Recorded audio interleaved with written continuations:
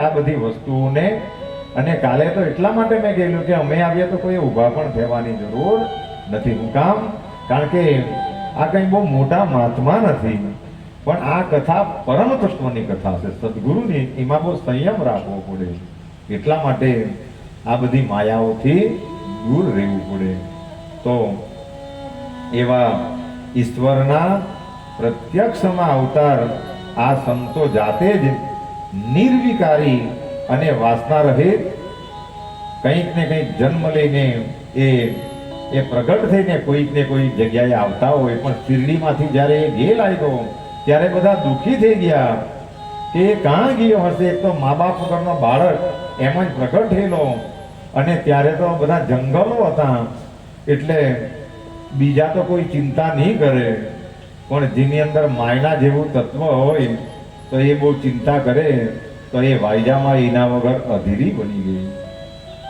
કારણ કે વાયજામાઈને એટલો બધો એના પર પ્રેમ હતો કે એ બાળક જ્યાં સુધી મળે નહીં એમ તો ત્યાંના જંગલોમાં એ જઈને બાવળ નીચે પણ એ તપમાં બેહી રહી.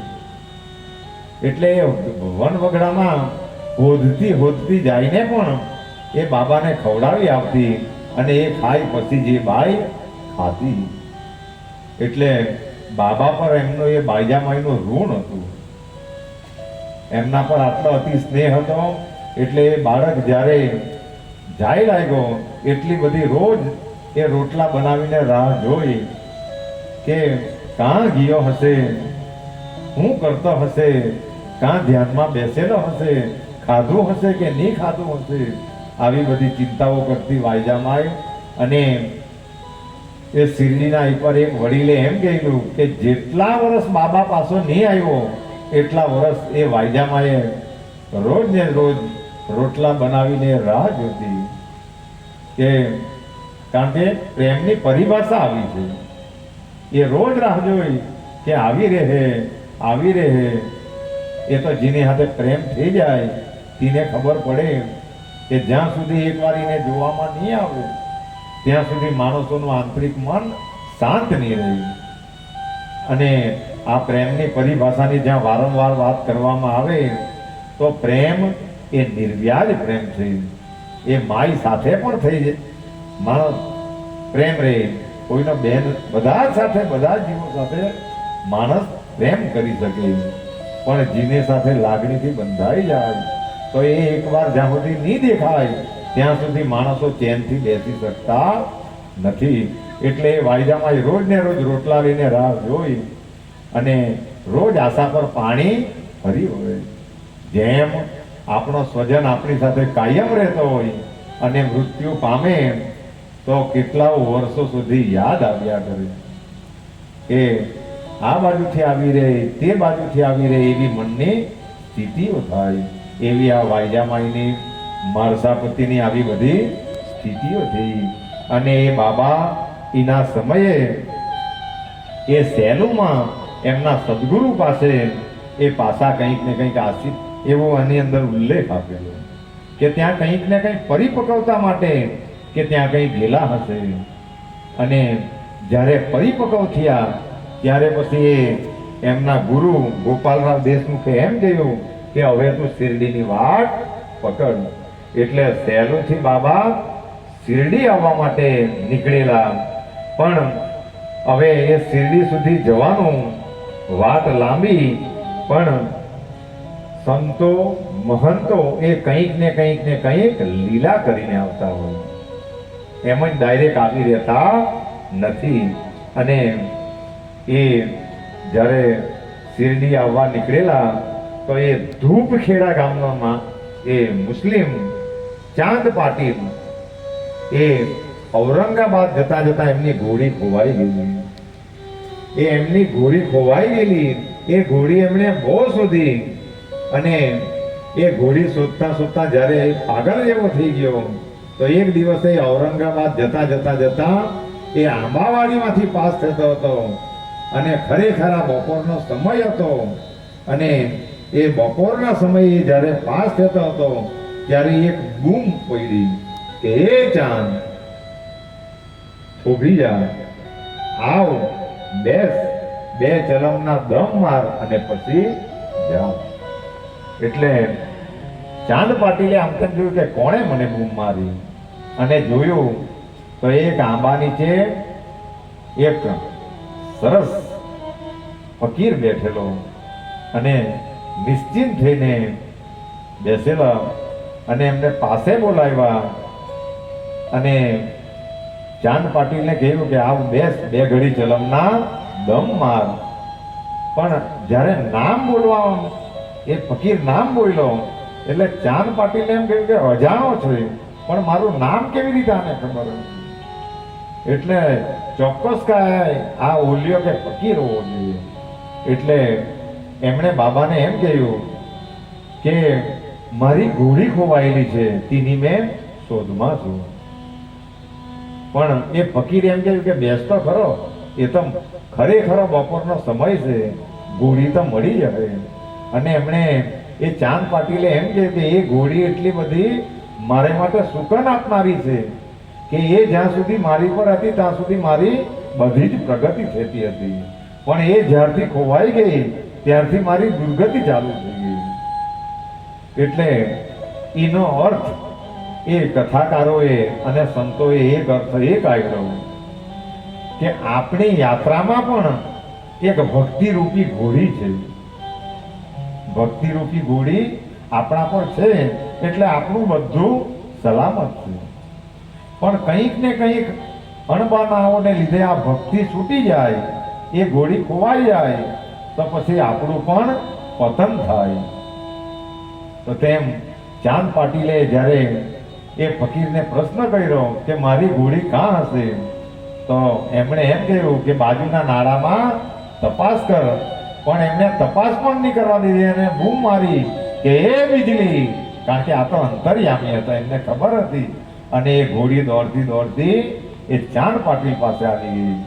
ત્યારે એ ચાંદ પાટીલે જાણ્યું કે આ તો કોઈ બહુ મોટો ઓલિયો છે. અને ત્યાં જ એક બીજી ઘટના ઘટિત થઈ ગઈ કે બાબા ચલમ બનાવવાની તૈયારી કરતા, અને એ ચલમને સળગાવવા માટે એમણે એ ચીપિયાને જમીનની અંદર ખોસી દીધો, અને અંદરથી એ જમીનની અંદરથી લાળ ધગધગતો અંગારો કાઢ્યો અને ચલમને સળગાવી દીધી. હવે એ ગરમ નહીં થઈ જાય અને એનો ધુમાડો સરસ રીતે નીકળે એને માટે એ સાપીને ભીજવવી પડે, એના પર કપડું પાણીવાળું વીંટવું પડે, એટલે પાણીની જરૂર પડે. પણ જ્યાં ચીપિયો પાસો ખોઈ દો તો એ જમીનમાંથી પણ પાણી નીકળી આવ્યું અને સાપીને ભીજવી દીધી. અને ચલમના દમ એ બાબાએ પણ માર્યા અને એ ચાંદ પાટીલને પણ દમ મારવા માટે આપ્યા. પણ આની અંદર એવું લખેલું છે કે ખરેખર બપોરનો સમય હતો અને બાબાએ એમ કહ્યું કે દમ માર, બે ઘડી આરામ કરી લે. એના પરથી બીજો એક બહુ મોટો બોધ પણ આપણને બાબા પરથી મળે એમ કે આપણને તો પૈસાની જરૂર રાત દિવસ છે જ.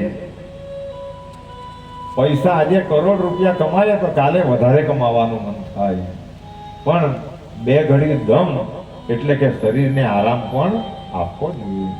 ભલે વધારે પડતો નહીં, પણ આ ખાલી ને ખાલી આ શરીર છે એ પણ ચાલે ચાલે તો કાં સુધી ચાલે. અને આવો ખરેખરો તાપ હોય તો તેમાં માણસોએ બહુ તાપમાં વધારે પડતો પરિશ્રમ બહુ કરવાની જરૂર નથી. એટલા માટે બાબાએ ચાંદ પાટીલને 2 મિનિટ માટે દમ મારવા ગયો. પણ પછી બંને વચ્ચે વાટાઘાટો થઈ હશે અને પછી પૂછ્યું હશે કે ક્યાં જવાનું.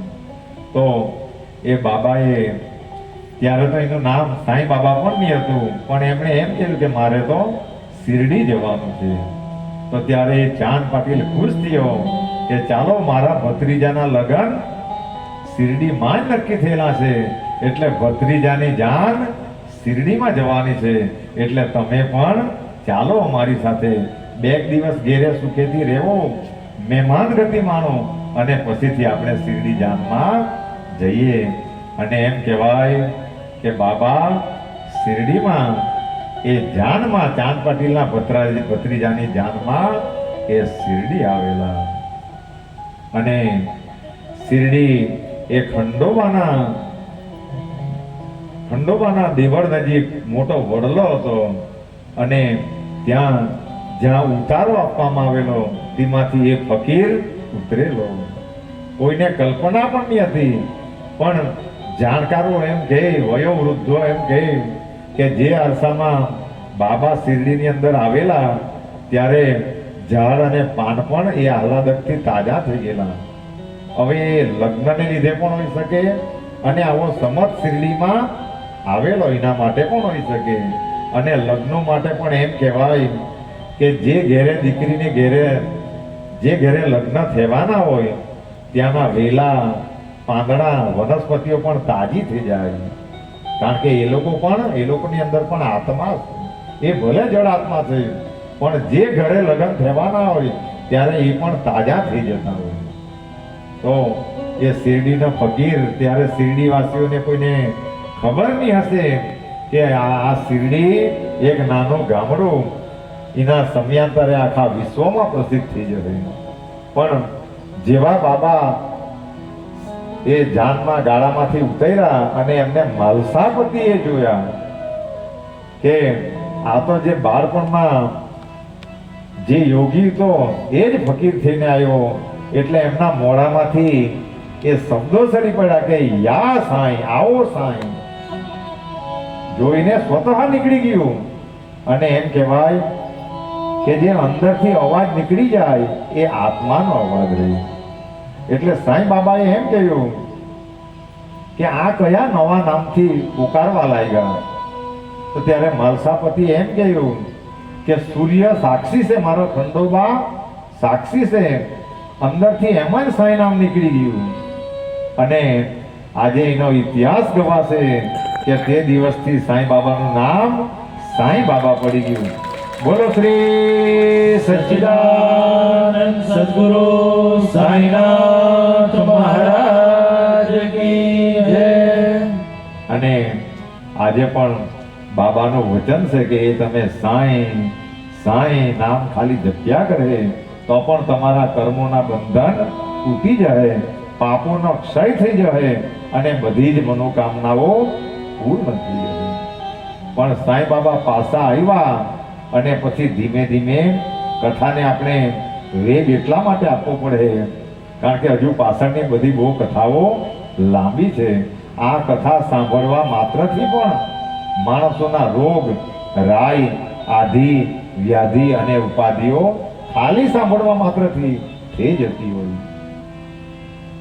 તો જ્યારે એ શિરડીની અંદર આવ્યા અનેકો લીલાઓ થવા લાગી, પણ બાબાને કુસ્તીનો શોખ બહુ હતો. બાબાને જ્યારે યુવાન હતા તો ત્યારે ત્યાં કુસ્તીના અખાડા ચાલતા અને બાબાને પણ કુસ્તીનો શોખ હતો. તો એક દિવસે એ મોહદ્દીન નામના એક તંબોડી જોડે શ્રી સાંઈ બાબાને કંઈક અણબતાવ થયો અને બંને વચ્ચે કુસ્તી શરૂ થઈ. એકબીજા સામે દાવપેચ લડાવવા લાગ્યા. બંને મજબૂત પહેલવાનો, પરંતુ નસીબ આગળ કોઈનું ચાલતું નથી. મોહદ્દીન તંબોલી એ બળવાન હતો અને બાબા આ બધા કાર્યો કરતા હતા એટલે થોડા થાકેલા હતા. જો અહીંયા શબ્દો પર ધ્યાન આપવા જેવી વાત છે કે મોહદ્દીન તંબોલી એ મુસલમાન હતો પણ પહેલવાન હતો, બળવાન હતો અને બાબા થાકેલા હતા. એનું કારણ એક અંદર બતાવવામાં આવેલું, કારણ કે બાબા રાત દિવસ બધાની સેવા કરતા હતા. જો શબ્દો પર બધા ધ્યાન આપજો. બાબા રાત દિવસ બધાની ચિંતા કરતા હતા અને ગામમાં વહેલું કરતા હતા. અને સારો માણસ હોય તેને બધા જ દુખી કરે, તેને ઠેકાણે નહીં રહેવા દે. અને જે માણસ બળવાનો હોય તેને ખાલી ખાઈ પીને કુસ્તી જ કરવાની રહી. એટલે એટલા માટે અંદર લખાયેલું કે બાબા હારેલાને થાકેલા હતા. એટલે નસીબ આગળ કોઈનું પણ જોર ચાલતું નથી. એટલે એ મોહદ્દીન તંબોલીએ બાબાને હરાવી દે. એ કુસ્તીમાં હાર આપી. એટલે બાબાએ તે દિવસથી નિશ્ચય કરી નાખ્યો કે હવે પછી કુસ્તી નહીં લડવાની, હવે લડવાની જ નહીં. અને એ મોટો મુસલમાનના જેવો શરીરે પગ સુધી લાંબીની પોળી કપની પહેરતા અને એ લંગોટ ધારણ કરીને રહેતા હતા. પછીથી એને એ ડ્રેસને બદલી નાખ્યો. પછીથી એમણે જીવન એકદમ સાદું કરી નાખ્યું અને એ એમ માનવા લાગ્યા, તેઓ સદાય કહેતા કે ગરીબ એટલે કે અવ્વલ બાદશાહી અને શ્રીમંતાઈ કરતા લાખો ગણી શ્રેષ્ઠ છે અને ગરીબોનો અલ્લાહ છે. એમણે ફકીરીની વાત કરી કે ફકીરી અતિ ઉત્તમ છે અને બાદશાહી એ પતનના માર્ગે લઈ જવા વાળી છે, એવું સાંઈ બાબાએ. અને પછી તો શિરડીની અંદર બાબાની ધીમે ધીમે ધીમે ખ્યાતિઓ વધવા લાગી. ક્યાં ક્યાં દૂર દેશાવરમાંથી બાબાને માનવા વાળા આવવા લાગ્યા. રાહતાના કુશાલચંદ વગેરે અનેક ભક્તો બાબાના થયા. સામા અને માધવરાવ દેશપાંડે એમનું નામ હતું. એવા અનેકો બાબાના ભક્તો થયા અને બાબા ઘરે ઘરે ભિક્ષા માંગવા જાય. અને જેમ હમણાં દિવાળી આવી એમ એક દિવસ દિવાળી પર જ્યારે બાબા એ દ્વારકામાઈની અંદર દીવા સળગાવવા માટે વાણિયાઓ પાસે તેલ માંગવા ગયા, ત્યારે બધા જ વાણિયાઓ સ્તંભ કરી ગયા કે આજે બાબાને તેલ નહીં આપવાનું. જો ઇતિહાસીનો ગવાહ છે, આજે પણ એ વાણિયાના પરિવારો બાબાને ખાલી માત્ર તેલ નહીં આપેલું, એટલે આજે પણ એ દરિદ્ર અવસ્થામાં છે, એવું શિરડીના લોકો કહ્યું. એટલે આપણે બારણે કોઈ માંગવા આવે તો ભલે આપણી જે સ્થિતિ હોય તે બધાએ આપી દેવાની, પણ જ્યારે બાબાને તેલ આપવામાં નહીં આવ્યું તો એ બાબા જે ટમ્બલર રાખતા એમાં થોડું ઘણું તેલ ઊતું હશે અને તેમાં થોડું પાણી ઉમેરીને બાબાએ જ્યારે જોતો લગાવીને એ દીવાને સળગાવ્યા, પાણીના રેડેલા દીવા. અને ચરિત્રની અંદર લખેલું કે એ દીવા આખી રાત સળાઈ ગયા. એટલા માટે એ કવિએ બહુ સરસ ભજન ગાયું કે दूर से देखा तो दीपक जला था,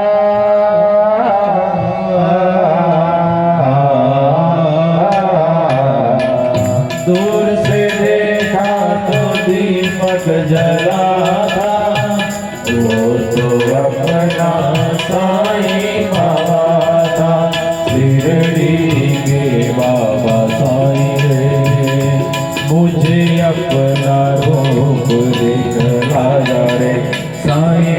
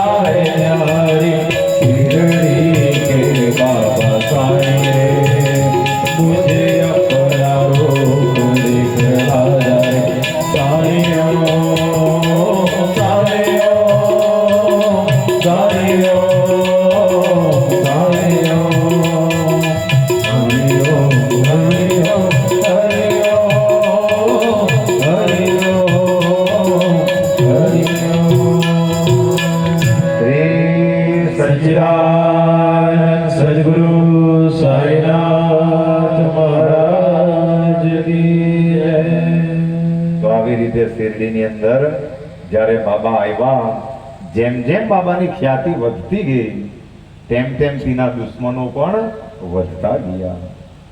ત્યાંના કુલકર્ણી જેવા સાંઈ બાબાના પાકા દુશ્મન બની ગયા. હું કામ? કારણ કે જ્યારે પોતાનું મહત્વ નહીં વધે અને આવા સાંઈ બાબા જેવાનું મહત્વ જ્યારે શિરડીની અંદર વધવા લાગ્યું તો સ્વતઃ જ ત્યાં દુશ્મનો બની જતા હોય છે. દરેક જગ્યાએ આવું થાય કે જ્યારે કોઈક વસ્તુનું મહત્વ વધે તો ત્યારે કંઈક ને કંઈક વિટમણાઓ આવે. પણ આ બધી સહનશીલતાની વાતો છે. જુઓ, સાંઈ બાબાએ 2 મંત્ર જગતને આપ્યા કે મારામાં શ્રદ્ધા રાખજો અને સબૂરી રાખજો. આ દુનિયાનો કોઈ એવો પદાર્થ નહીં મળે, આ દુનિયાની કોઈ એવી મનોકામના નહીં મળે, કે આ દુનિયાનો કોઈ એવો રોગ નહીં મળે કે માણસો સાંઈ બાબા પાસે શ્રદ્ધા રાખે અને સાંઈ બાબાના કહેલા માર્ગે ચાલે એ કાર્ય પરિપૂર્ણ નહીં થાય એવું બની જ નહીં શકે. પણ સાંઈ બાબાએ આજ સુધી જીને જીને આપ્યું, માયાવી પદાર્થો તો તરત જ આપી દીધા. કોઈ માણસોએ માયા માંગી, બાબાએ તરત આપી દીધી. પણ નહીં આપી ભક્તિ, અને ભક્તિ હંમેશા ચેક કરીને આપી કે મારો ભક્ત કેટલો પચાવવા માટે સમર્થ છે. અને એટલી બધી પરીક્ષાઓ લે બાબા, કારણ કે સાક્ષાત સદગુરુ છે. એટલે એક એક માણસોની આવી ખતરનાક પરીક્ષાઓ બાબાએ લીધેલી છે. જેમ એક શિક્ષક વિદ્યાર્થીને વાંકો વાળે અને એના પર ઈંટ મૂકે, એટલો વજન મૂકે અને ચેક કરે કે કાં સુધી સહનશીલતા રાખે. અને પછી જ એ એમને જેને પરમાનંદની સ્થિતિ કહેવાય કે જે જન્મો જન્મ સુધી ટકનારી, જન્મો જન્મની દરિદ્રતાને દૂર કરનારી અને એ મુક્તિ તરફ પ્રયાણ કરનારી કૃપા ત્યારે જ વરસાવે. ને તો આખી જિંદગી માયા જ માંગ્યા કરે, તેને આવી ભારેખમ વસ્તુ આપી શકાતી નથી. કારણ કે બધાનો સ્વભાવ કે માંગ્યા જ કરે ભગવાન પર, મને આ જોઈએ. છોકરાની અત્યારે છોકરા માંગે, એ મોટા થાય ભાઈ છોકરાના છોકરા. આ બધી માયાવી વસ્તુ છે. એટલે સાંઈ બાબા તેને માટે એમ કહેતા કે આ તો તમને એમ પણ મળવાનું જ છે, એ તો તમારા ભાગ્યમાં છે. એને લીધે તમારા પુણ્યોને ક્ષય કરવાની જરૂર નથી. તમારે ખાલી ને ખાલી સારા કર્મો, ભગવાનની ભક્તિ કરવાની. બીજી વસ્તુ તો તમારા ભાગ્યમાં લખાયેલી છે. અને કદાચ ભાગ્યમાં નહીં પણ લખાયેલી હોય તો પણ ભક્તિની અંદર શક્તિ છે કે સદગુરુ એની કૃપાથી એ લખી દેતા હોય.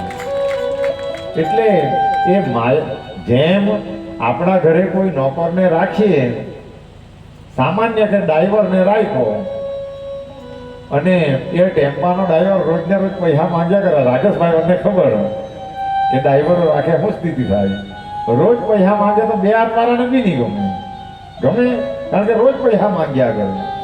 એટલે તેના પર ભાવ નહીં રહી પછી. તો તેવી જ રીતે સદગુરુ પર અને ભગવાન પર જે રોજ માંગ્યા જ કરે એ આને પણ ગમતું નથી. એટલે માંગણીની જ્યાં વાત આવે તો ભક્તિ જ માંગવાની. ભક્તિ માંગે એટલે બીજી બધી જ વસ્તુઓ સાથે આવે. પણ આ તો દુનિયાના માયાવી માણસો, એટલે એકવાર કામ થઈ જાય પછી સાંઈ કહીને માય કહી. આવી આ માયાવી દુનિયા છે.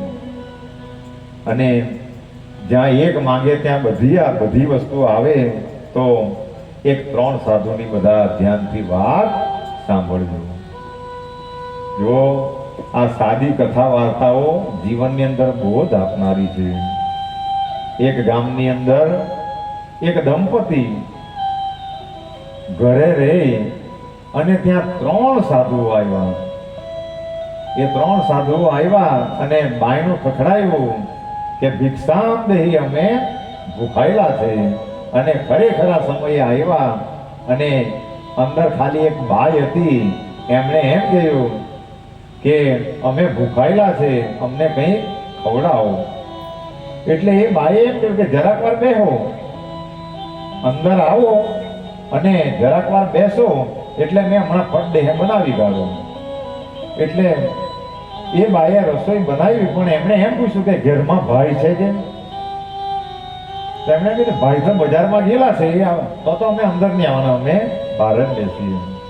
એટલે આના પરથી પણ એક વિવેક આવે કે જ્યારે કોઈ ઘરોની અંદર સ્ત્રીઓ એકલી રહી તો ત્યારે બહારના માણસો એકલાય, આ તો એની અંદર બોધો આપેલા એની વાતો. એટલે એ બહાર બેઠા અને રસોઈ તૈયાર થઈ ગઈ. રસોઈ તૈયાર થઈ ગઈ એટલે પછી એ બાઈએ બૂમ મારી કે હવે જમવા માટે આવો અંદર. પણ એ સાધુઓ બાયણા પાસે આવ્યા એટલે એમ કહ્યું કે અમે 3 સાધુ છે.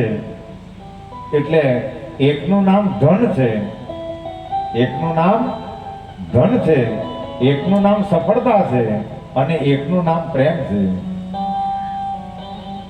એટલે તું જીને બોલાવે પહેલા બોલાવે પસંદ કર તો અમે બધા આવીએ, પણ હવે તું પસંદગી કોના પર ઉતારે તેને પર આધાર. એટલે એ બાઈ એમ કે મેં હમણાં આવી. એટલે ઘરમાં ધણી પાસે ગઈ એટલે ધણીને એમ કહ્યું કે આ 3 સાધુ છે, હવે આપણે જમવાનું બધું તૈયાર છે, હવે આવીને ખાય એટલી વાર, પણ બોલાવીએ કોને પહેલા? એટલે ધણીએ એમ કહ્યું કે ધનને બોલાવ ને એટલે પછી આપણો કોઈ વાંધો નહીં રહ્યો. તો ત્યારે ધણીએ એમ કહ્યું કે ધનની સફળતાને બોલાવીએ, સફળતા આવી જાય એટલે ધન ને બધું પ્રેમ ને બધું આવી જાય. એટલે ધણીએ તો એમ કહ્યું કે મારી તો સફળતાની જ ઈચ્છા છે અને ધણિયાણી એમ કે મારી ધનની ઈચ્છા છે. એટલે બંને જણા બોલાવવા માટે બાયણા પાસે આવ્યા અને એમ કહ્યું કે સફળતા તમે અંદર પહેલા આવો, સફળતા તમે પહેલા અંદર આવો.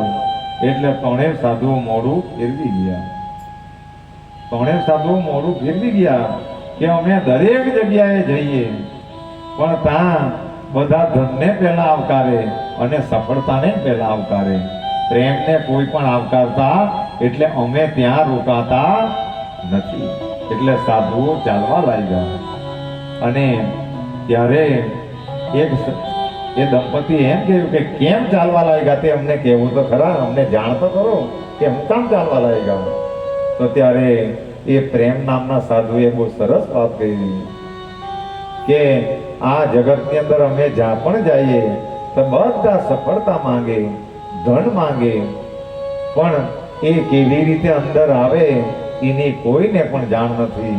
જો ઘરમાં પ્રેમ નહીં હોય તો એ ધન અને સફળતા પણ આવી શકતા નથી.